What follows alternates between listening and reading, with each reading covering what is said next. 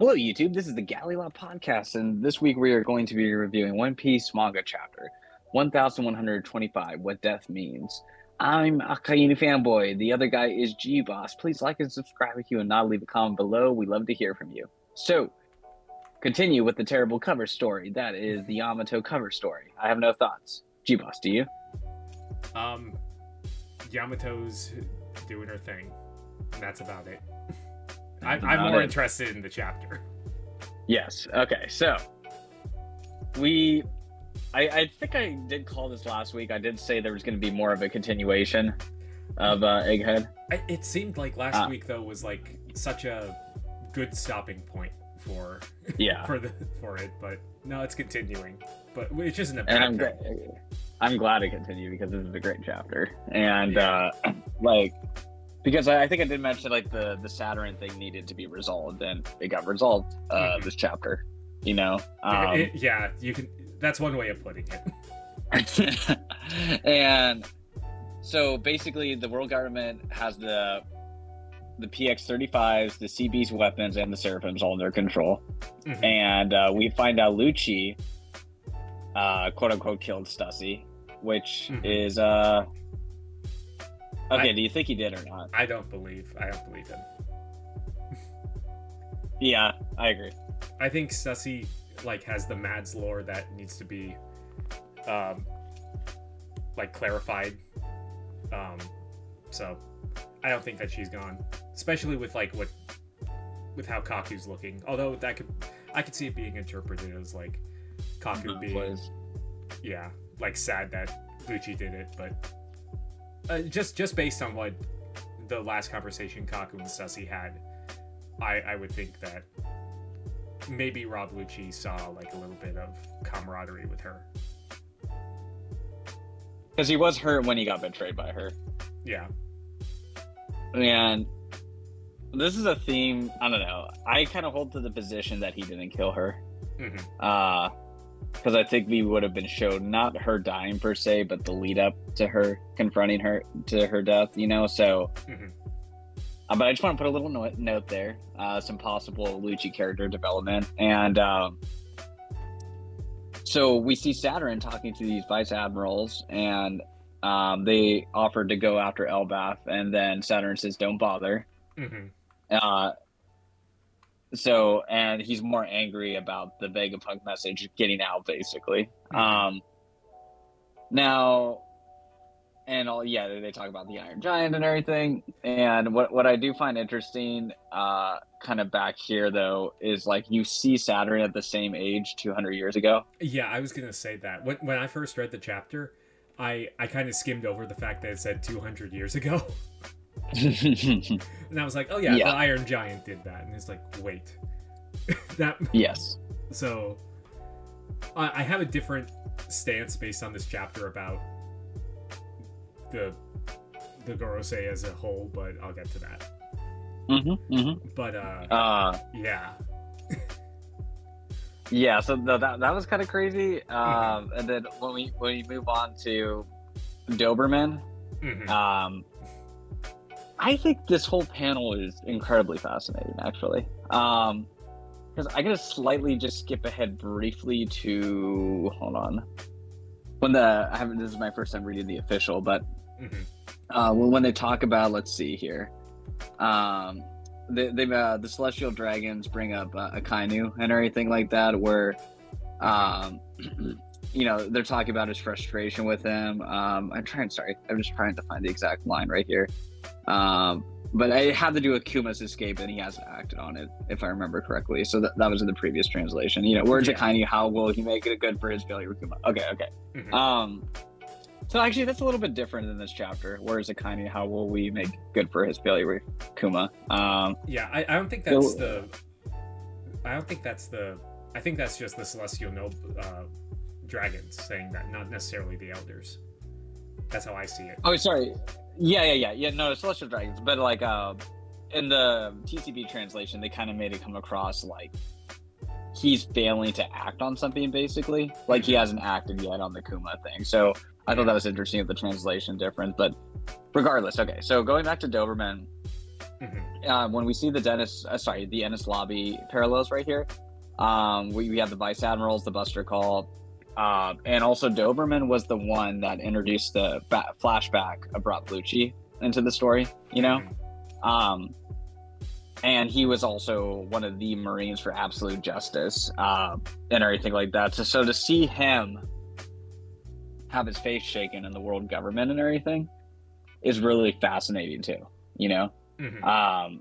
And then he gets like struck down right here. So we see Lucci potentially having a shaking, and then Doberman, which is like an absolute justice Marine, shaking. And I think this is a slight, I wouldn't say as much of a leap, but if Doberman's even like getting shaken up too, I think it kind of points to the idea that those panels where we saw Akainu quietly listening to the message, because Doberman's really into this message too, even as an absolute justice Marine. I think there's a potential Akainu has more of a rift with the world government too. Yeah, I could definitely see that. But yeah, it's kind of wild that. Do you think that he's dead, or I don't know. I think it didn't take out. It's hard to tell. Yeah, it didn't take out some of the other people that got hit with it. So yeah, he's kind of trash. You know, he's a vice admiral. He's the same rank as Garp. Well, it is interesting. No, I'm talking about Saturn. Oh yeah. Oh, okay. Yeah. Yeah. Like, well, the thing with Doberman, he never even like fought this entire battle. Only the other 9 did. At least like from what we can see. So he was getting Kizaru his pillow. Yeah. So I don't know. That's just kind of my thought there on. I think it's just fascinating from a narrative perspective to see this change with Doberman, considering his role previously. And I think it's going to be. I think we can kind of reinterpret that passage with Akainu that he was actually like genuinely curious about what Vegapunk was saying. You know, that it did affect him. You know, so because like if even Doberman's going, man, like sheesh, like he was like the absolute justice Marine. Like probably him and the Onigiri guy, the spider guy. Yeah, Onigiri, like he would probably be the other one. Yeah, those are like the 2 absolute justice guys with Akainu. So But anyways, yeah, we see York and having more of an issue with Edison again and everything going on there. And so Edison's not dead. He didn't die. Yeah. Yeah, he was hidden. Which I thought that he died originally, but turns out that's not right. But yeah. But yeah, so I have a theory, since we were talking about Stussy earlier. So we see Go ahead. Punk. We see Punk Records go up in the sky. She might potentially be on there to escape. Okay. Yeah, no, that's a possibility. Yeah, because that's like I see the only way besides Sentomaru and his great rowboat escaping. No, Sentomaru is basically Robin. I mean that's not even much of a, you know, it's kind of flipped upside down, but he's kind of like the Robin in O'Hara incident right here. So yeah, but yeah, what do you think about the Punk Records being gone up into the sky? Because it seems later on that that York can still access it. Yeah. So I guess it's just to like hide the actual physical location. So yeah, no, I think so too. Yeah, and that way they can get around. Right. But I have more thoughts about that later on. But yeah.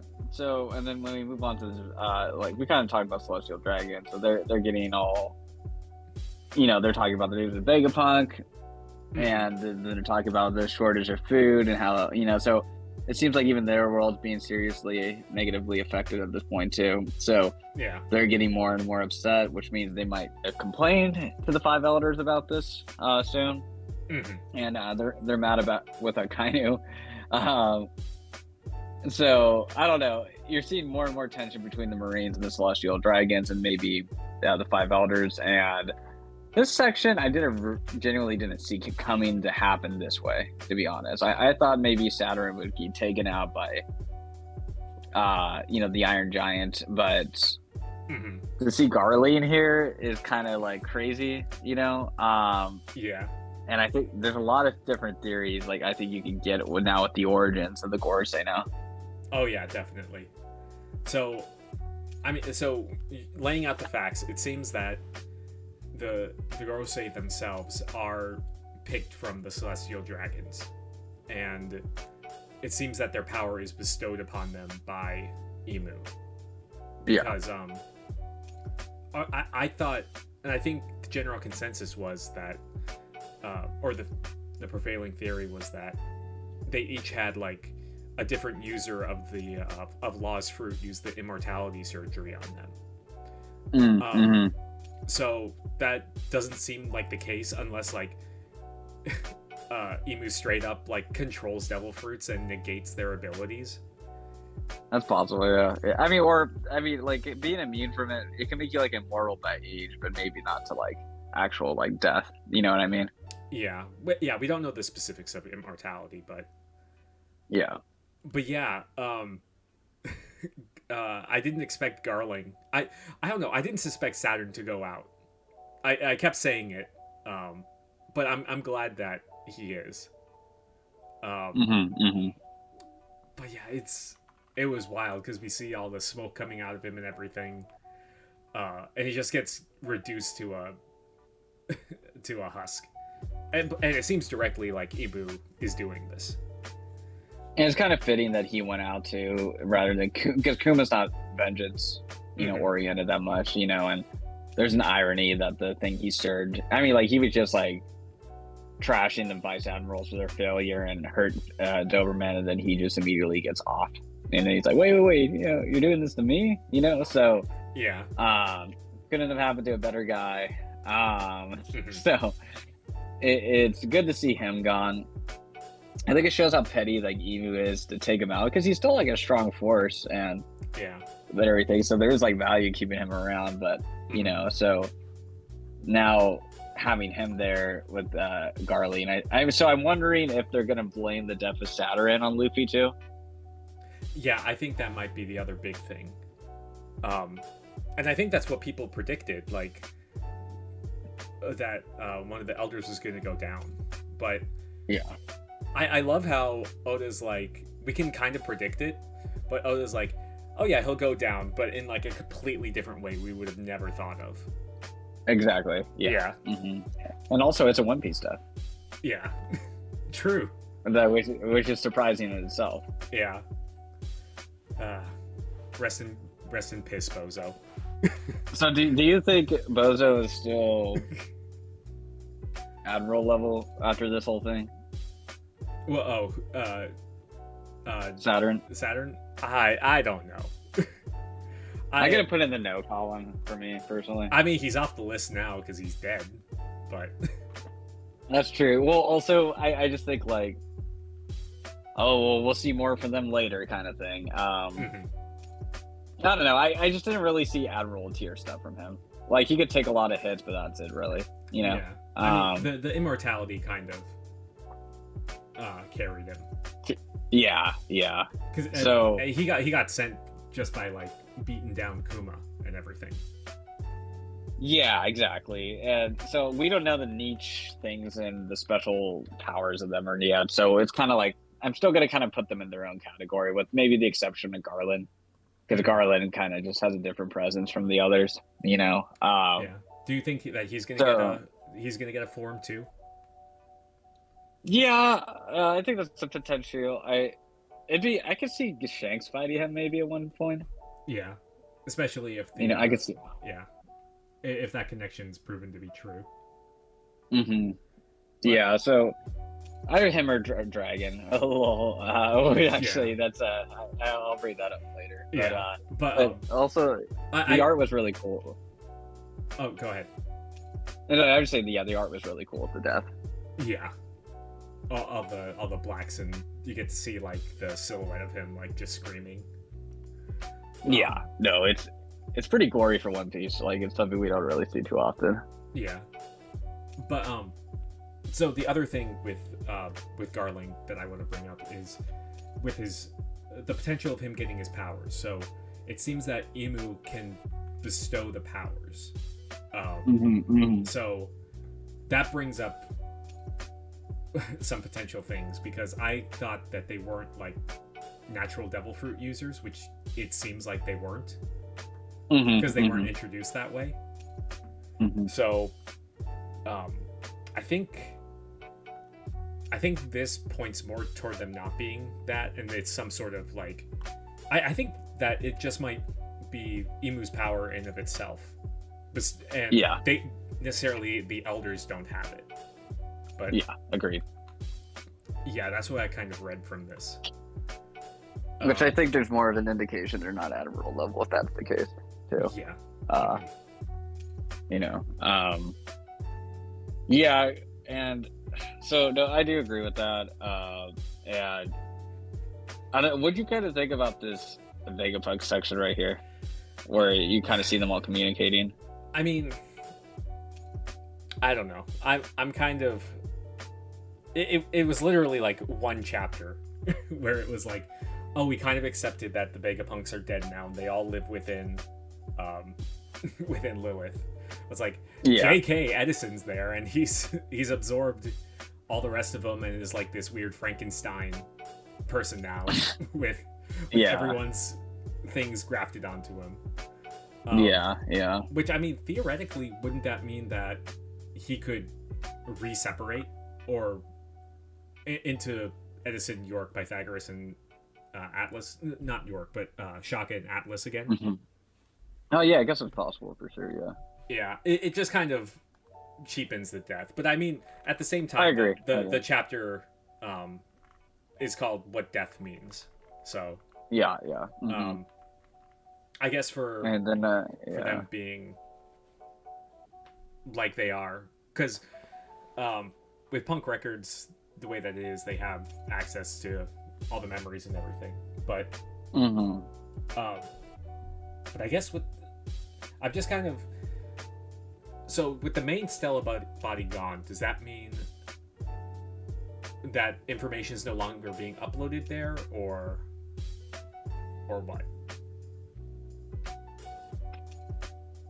I think that's fair to say. I mean, it could be any way, to be honest. Yeah. You know, they can post in all this stuff. Yeah. It's kind of hard to say. But yeah, it's still weird that although York still has access to it. Yeah. But right. But yeah, I mean, the biggest thing for me in this section here was finding that Weatheria's like in cahoots with Vegapunk. Yeah. Which is strange. But that also kind of explains like their level of technology as well. It kind of makes sense for sure. You didn't think Weatheria would be brought back into the story. Yeah. You know. That means Nami's just as technologically inclined as Frankie. Yeah. And so I thought that part was interesting. So the worst part of the chapter is the end, with the exception of the cover story, is when we see the revolutionaries, and Dragon's doing his best. Can I just say that the official translation, I feel, is taking the piss, because it says Dragon at the end says, "This demands a swift resolution." Oh my god! Like, really? Any day now. Yeah, he's still on the shore looking out to the sea. Oh my gosh! Oda's trolling the community at this point. I really think he is. You know. But it seems like they're finally on the move after years. Oh sure, it's unbelievable. It's decades, not years. There are worse Reggie Gigas with slow start. Oh my gosh, one of the worst characters in the series. Dragon, not even close. Oh my gosh, the most wanted man in the world. What, for staring in the ocean? I mean, come on, get out of here. Yeah. Yeah, I mean, I can't say I'm hyped. Yeah. But you know my feelings on this stuff, so I'm biased, but also they're objectively. I mean, the cool thing was kind of with the Tequila Wolf. I actually thought that was incredible. That was really cool, because it's just like, that was so long ago, and Oda was thinking about this way back then. Yeah. Yeah, because even like when I don't know if it was in filler or in canon, because I know there was a whole episode with Robin on Tequila Wolf, but yeah. But and they said like, oh, we don't even know why we're building this. It's been so long. But and people theorized about that, about when they brought up that the water levels were rising. Kind of makes you want to just rewatch the series now or reread the series. Yeah, to see like if you can find stuff like this, you know. Yeah, that's gonna be great when it ends. You can go back and reread everything, put it all in perspective. Yeah. Maybe at that point we'll have a better opinion of Dragon. No. But yeah, I mean, this is just basically kind of a recap, like with Koala and everything. Yeah. So I don't know if you have your ending thoughts then, but there's one kind of ending thought I wanted to throw in here. Nothing. Besides the fact that I think I predicted that Egghead was going to end at 1,125, and I hope Elbap starts next week so that I'm proven right. But so I think you're going to be proven wrong, and here's why. So one, I was kind of right. Like I agree. Last week seemed like the perfect ending chapter, but then it didn't end perfectly. I mean, it didn't end there because I said we have other stuff to resolve, and I think if Saturn is getting resolved,